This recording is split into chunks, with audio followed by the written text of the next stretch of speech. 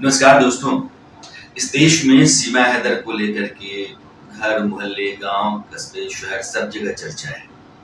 चर्चा इस बात की है कि सीमा हैदर पाकिस्तानी जासूस है या वो प्रेम में अपना देश छोड़ करके हिंदुस्तान आकर के सचिन के साथ रहने लगी। सीमा की माने तो सिर्फ मोहब्बत है, सचिन के साथ रहना चाहती है।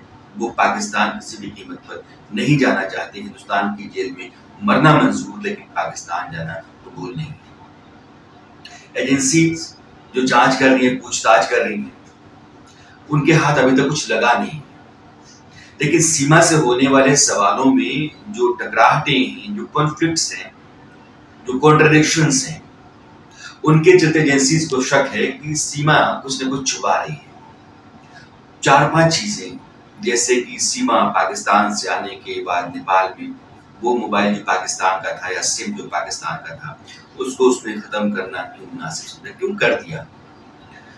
नेपाल में होटल में ठहरने से लेकर के वहां बाकी सब जगहों पर अपनी पहचान छुपाने की कोशिश और नाम बदलने की कोशिश क्यों की। जिस जगह से भारत में आई उसने पहले कहा कि सीतामढ़ी से, बाद में को कहा कि सिद्धार्थनगर से।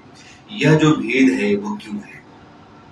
लेकिन सीमा इतने भरोसे के साथ, इतने कॉन्फिडेंस से जवाब दे रही है एजेंसीज के सवालों का कि कहीं से भी शक शुबह की कोई जगह नहीं बन पा रही है। वो जो कुछ भी कह रही है वो बहुत भरोसे से कह रही है। एजेंसीज को लगता है कि जवाब तो बिल्कुल ठीक है, लेकिन जिस कॉन्फिडेंस के साथ दिया जा रहा है और जो कॉन्फ्लिक्ट्स हैं, इसमें कुछ ऐसा है जो छुपाने की कोशिश, यानी कि चेहरा कुछ कह रहा है और शरीर के भीतर कुछ और चल रहा हो, लेकिन उस सबको दबा छुपा करके सामने उसका जो चेहरा आ रहा है वो कहीं से भी किसी भी अंदेशक को इशारा नहीं दे रहा है।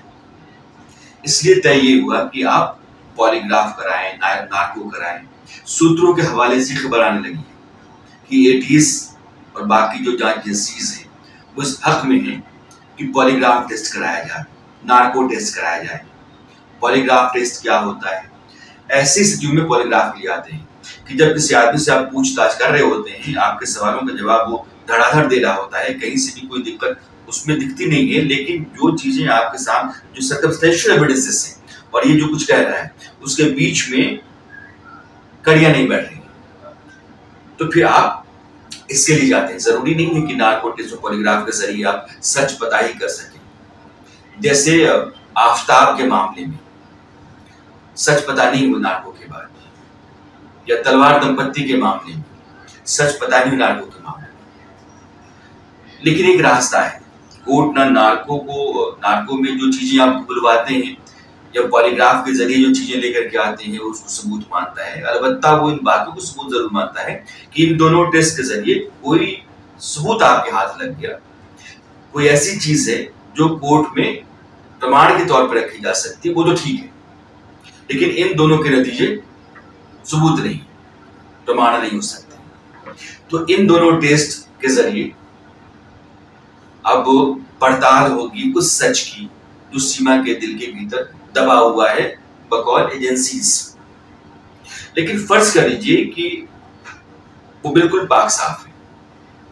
इतना खतरा, इतना जोखिम, 4 बच्चों को लेकर के 4 देश पार करके एक महिला अगर नोएडा में आकर के आदमी के साथ अपना जीवन बसर करना चाहती है और उसके बारे में कोई भी ऐसी चीज नहीं मिलती है जो उसके देशद्रोही होने या फिर अपने देश का जासूस होने का संकेत देती है, तो फिर क्या होना चाहिए।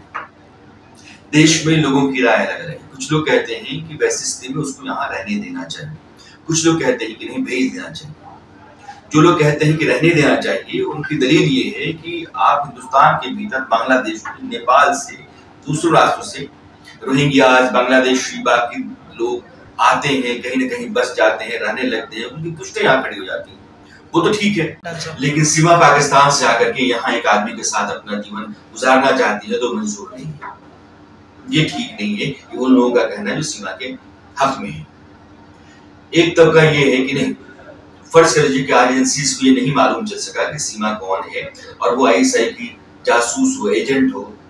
कल वो अपना काम करने लगी और देश की सुरक्षा के लिए खतरा पैदा कर दे, तो फिर क्या होगा। इस बारे में आप यह कह सकते हैं कि जब कोई आदमी सुर्खियों में इस तरीके से रहने लगता है, एजेंसीज की नजरों में रहने लगता है, फिर अगर वहां रहता भी है तो देश के खिलाफ काम करना और जासूस बन करके सूचनाएं देना उसके लिए उतना आसान नहीं रह जाता है जितना कोई आदमी गुमनाम तरीके से आकर के यहाँ रह रहा है और वो सूचनाएं दे रहा है। तो सीमा अगर जासूस के आधार पर तमाम जांचों से बाहर आ जाती है और यह तय हो जाता है कि उसने अपनी पूरी जिंदगी जोखिम में सिर्फ एक आदमी की मोहब्बत में डाल रखी है, तो फिर उसको यहाँ रहने का पूरा हक बनता है, रहने देना चाहिए। सीमा के मामले को लेकर के चर्चा रोज चल रही है, हर घर में चर्चा है, लोग अपनी राय रख रहे हैं, लेकिन देश की सुरक्षा को देखते हुए और जो जांच एजेंसियां सीमा से पूछताछ कर रही हैं उनके नतीजों को देखते हुए इस बात पर या इस फैसले पर हर नागरिक को आने का हक बनता है कि सीमा को यहाँ रहने दिया जाए या नहीं। लेकिन अगर वो पाक साफ निकलती है तो उसको रहने देने में कहीं से कोई भी सवाल पैदा नहीं होता है और कोई आपत्ति नहीं होनी चाहिए।